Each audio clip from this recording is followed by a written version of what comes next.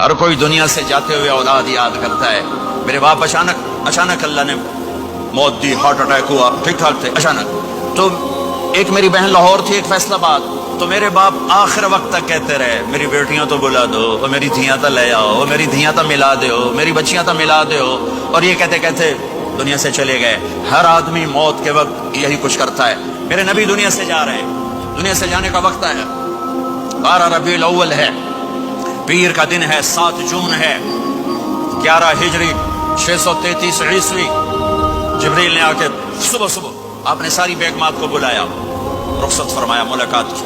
بیٹے کو بلایا، کان میں کہا میں جا رہا ہوں. وہ رونے لگی، رو نہیں، سب سے پہلے تیری میری ملاقات ہو گئی. 6 ماہ بعد بیٹی بھی پہنچ گئی باپ کے پاس. پھر داماد کو بلایا، ان کو ان کا سر اپنی گود میں رکھا، کمر پہ ہاتھ پھیرا، دعا دی، رخصت فرمایا.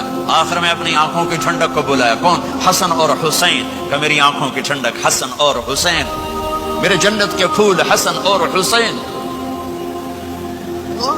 یوں لیا اور ساتھی آنسو ٹپ ٹپ ٹپ ٹپ ٹپ ٹپ. بیویوں کو جدا کیا، آنسو نہیں. بیٹی کو جدا کیا، آنسو نہیں. داماد کو جدا کیا، آنسو نہیں. جب بچوں کو جدا کرنے لگے تو یوں آنسو. ایک کو زہر میں تڑپتے دیکھا، ایک کا کٹا سر نیزے پہ چڑھتے دیکھا تو آنسو رک نہیں سکے، دعا نہیں کی، ہاتھ نہیں اٹھائے، اللہ کی تقدیر کے سپرد کر دیا. اولاد کو ذبح ہونے کے لیے تیار کر لیا کہ کل میری امت اولاد کے پیچھے جھوٹ نہ بولے، رشوت نہ لے، حرام کاروبار نہ چلائے، دھوکہ نہ دے، فراڈ نہ کرے. بچوں کو کہاں سے کھلائیں، بچوں کو کہاں سے پلائیں کہ یہ میرا حسین کا سر کٹ کے نیزے پر چڑھا ہوا ہے. جب سب چلے گئے تو جبریل آ گئے. آپ نے فرمایا کیا ہوا؟ خاموش کھڑے تھے. کہ موت کا فرشتہ دروازے پر ہے، اندر آنے کی اجازت چاہتا ہے. اپنے نبی کا مقام دیکھو، موت بھی پوچھ کے آتی ہے. آپ نے کہا آ جائے، آپ کی اجازت پر ملک الموت اندر آئے. اسرائیل کا السلام علیکہ یا رسول اللہ. کہنے لگا آپ پہلی ہستی ہیں، میں سلام کر رہا ہوں، میں نے کبھی کسی کو سلام نہیں کیا. کہنے لگا آپ پہلی ہستی ہیں، اللہ نے فرمایا تھا پوچھ کے اندر جانا، بن پوچھے نہ جانا. پھر کہنے لگے آپ پہلی ہستی ہیں، اللہ نے فرمایا آنا چاہیں تو لے آنا، رہنا چاہیں تو چھوڑ کے آ جانا. یہ وہ دربار رسالت ہے جہاں موت بھی پوچھ کے آتی ہے. آپ نے فرمایا میں اجازت دے دوں میری جان نکالو گے؟ کہ جی نکالوں گا. آپ نے یوں جبریل کو دیکھا، کیا کہتے ہو؟ جاؤں یا رہ جاؤں؟ جبریل نے کہا اللہ آپ کی ملاقات کے شوق میں ہیں، فیصلہ آپ کریں گے. ہاں یہ بات سنانا چاہتا تھا اگلی. آپ نے کہا اچھا جاؤ، پہلے اللہ سے پوچھ کے آؤ میرے بعد میری امت کے ساتھ کیا کریں گے. میرے بچوں کیسا، یہ ساری مائیں میرے بچے میرے بچے میرے بچے میرے بچے.